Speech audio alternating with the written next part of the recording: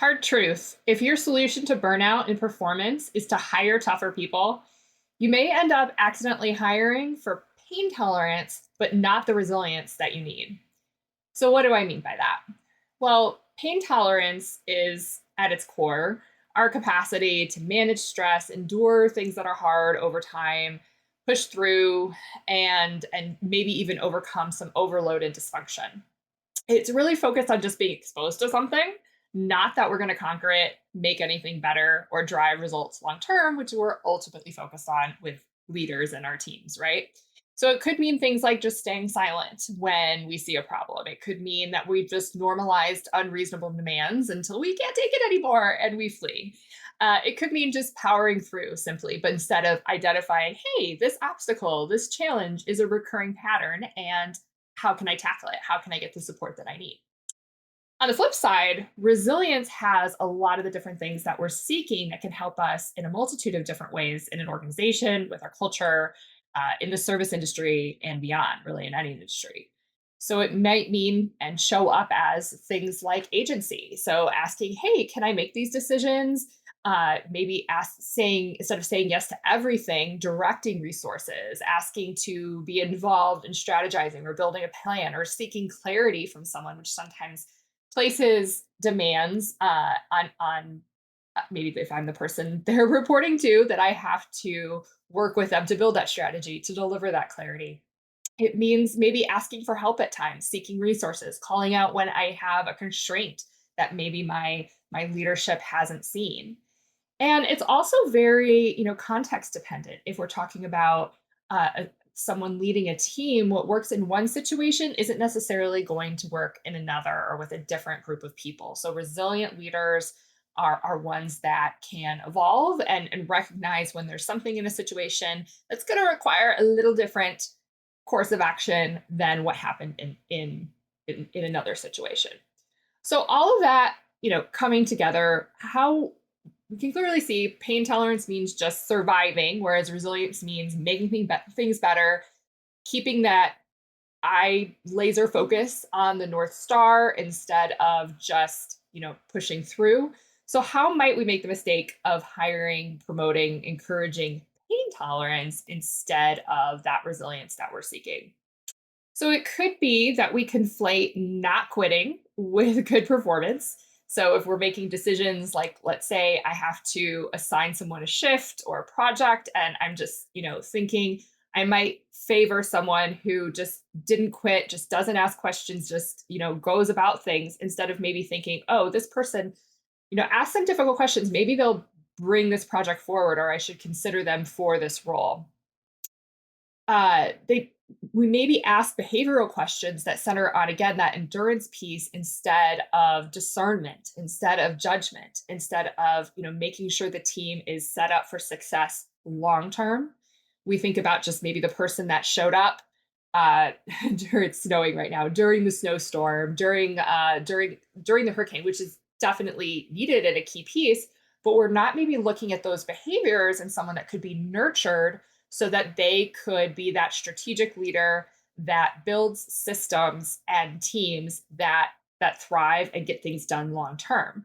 We might also be overlooking behaviors that are over time going to contribute to that burnout that we've been constantly struggling with for a long time, and see it, especially in the service industry, but even really in any industry, rewarding behaviors and not selecting for someone who's putting themselves in a good place to for the team to succeed, as well as for them their own self to succeed long term. So some things also, if we're looking at what behaviors might look like if we're having, a behavioral interview, maybe it's an external candidate, some things we can look for when we're asking questions, things that might be vague. So this really speaks to the advantage of having a precise hiring process and detailed criteria for promotion. So, I love to pass fast pace, or I stuck it out, or I would handle that situation by just sticking it out, finding a way to get it done. So they're not thinking as critically about the situation and building those systems, calling out constraints, recognizing patterns, as much as someone who has resilience. They might even, reframe harm as growth, like, working all those hours that one time in that situation that I'm talking about or reflecting on, that we're talking about, really taught me a lot. not complaining, or emphasizing that, oh, I don't complain. I never complain, instead of someone who maybe asks us about trade-offs, difficult decisions. If if priorities change, how do I still, how can I best get this done? Might frame someone as in our heads as someone that maybe we might not consider when maybe they have that seed of resilience and that core potential that we need to get things done, and that could be worthwhile. Maybe they notice patterns. Hey, I notice when we have recurring task X and recurring task Y at the same time, we really struggle. Or when we have this type of customer and this happens, that things get wonky. And I'd like to find a solution. Can you help me? Or what do you think of these ideas? Or can you give me these extra resources? Because I'm seeing how A, B, and C might relate. So again, we might be just gently going towards the person that talks about pushing through, signals loyalty to us, doesn't complain, accepts vague expectations, when the person that maybe puts more demands on us, if we're talking about someone within the organization, or someone who maybe gives more specifics around how they would handle challenges and drive for clarity and work with a team, might get a little bit more overlooked.